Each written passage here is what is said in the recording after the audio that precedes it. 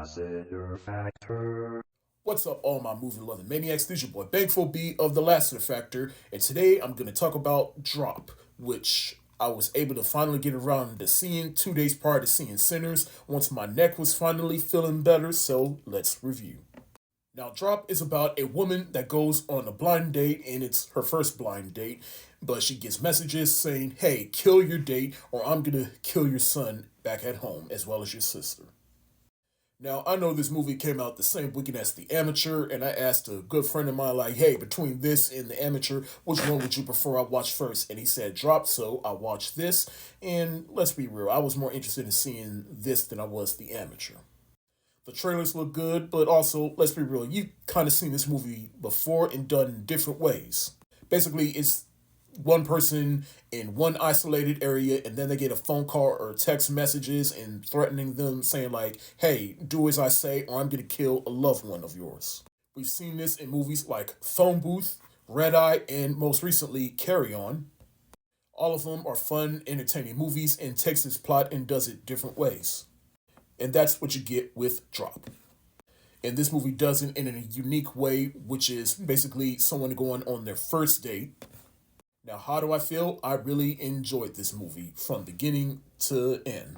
This film is directed by Christopher Landon, who made Happy Death Day and Happy Death Day to You, and most recently, Freaky. I really like Christopher Landon's filmmaking within this film. Even the opening credits of this movie, I'm like, this is a bit much for a movie of this scale, but once I was finished, I'm like, okay, I can dig this. The filmmaking in this movie does feel genuine, and it does make use of its setting that is present throughout this film, and once it gets going, it definitely gets going. And you're just sitting there trying to figure out, all right, who is sending her these threatening messages? Is it this person? Is it this person? And you do meet a couple of people earlier within the date before her actual date even gets there. Megan Fahey and Brendan Skleiner, forgive me if I mispronounce his last name, but the two of them together, they have excellent chemistry and they do a good job illustrating what it's like to go on a first date, let alone a blind first date. You definitely feel for the both of them, for the stages that they are at in their life and what it's like for them to try to go on a date, especially after their previous relationships. And this movie also surprisingly has something to say about domestic abuse because Megan Fahey's character, her previous relationship dealt with domestic abuse. And it also kind of plays into the theme of this movie, which is overcoming that trauma. Her sister in the movie, who watches her son while she's on this date, she is the real MVP of this movie. And you'll understand why when you see this movie eventually.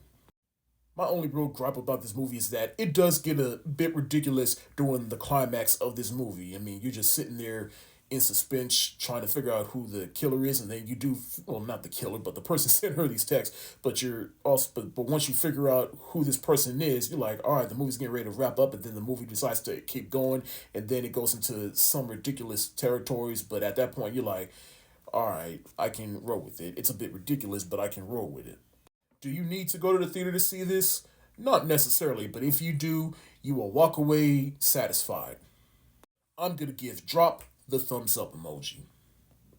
Thank y'all so much for watching. Have you seen Drop? If so, let me know what you think in the comments section below. This is your boy Thankful B of the Lassiter Factor. Stay safe, wash your hands, peace.